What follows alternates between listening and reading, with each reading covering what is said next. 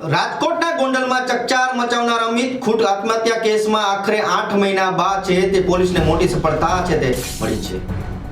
ત્યારે આ કેસનો મુખ્ય સૂત્રધાર અને લાંબા સમયથી પોલીસને થાપ આપી રહેલો મિસ્ટર એક્સ કે ઉર્ફે રહીમ મકરાણી હવે પોલીસના સંકોજામાં છે। ત્યારે રાજકોટ ગ્રામ્ય એલસીબીએ બાતમીના આધારે જૂનાગઢના દોલતપરા વિસ્તારમાંથી ફિલ્મી ડબે ઓપરેશન પાર પાડ્યું હતું।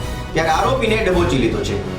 ત્યારે મહત્વનું એ છે કે અમિત ખૂટને ફસાવવા માટે રહીમ મકરાણીએ ખૂબ જ ભેજાબાદ કાવતરું છે તે ઘડ્યું હતું।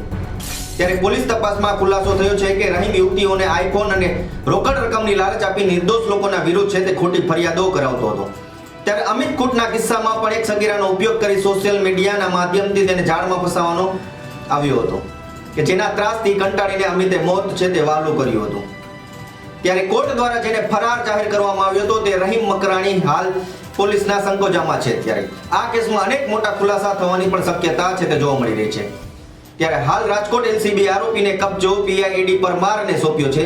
ત્યારે પોલીસ હવે એ દિશામાં તપાસ કરી રહી છે કે રહીમ અત્યાર સુધી આવી રીતે કેટલા યુવાનોને હની ટ્રેપમાં ફસાવ્યા છે અને તેની સાથે અન્ય કેટલા શખ્સો છે તે સંડોવાયેલા છે।